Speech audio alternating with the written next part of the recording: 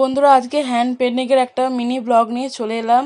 তো আজ করব জুতো পেন্টিং। তো জুতোটা দেখেই বুঝতে পারছো। তো এই জুতোটা চামড়ার জুতো। তো একদিন জলে পড়ার পর তো ছাল উঠে যাওয়ার মতো ভাব হয়ে গেছিলো। তো আমি সেইগুলোকে সবই তুলে দিয়েছি। তো এখন করব হ্যান্ড পেন্টিং। তো দেখো, তোমরাও যদি পুরনো এরকম জুতো থাকে অবশ্যই করো।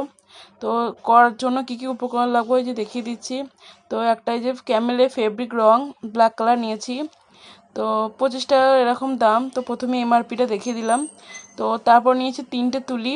তো 6, 4 আর 2। তো তোমরা তোমাদের মতো নিয়ে নেবে তুলি। তো তারপর এবার শুরু করে দেবো কাজ। তো এই যে দেখতে দেখতে কাজ শুরু করে দিয়েছি আমি।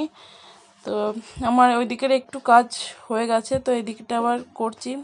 তোমরাও আমার মতো এরকম করতে পারো, যদি পুরনো জুতো হয়ে যায় বা পুরনো কিছু হয়ে যায় তো পেন্টিং করে আবার নতুনের মতো করে নিতে পারো।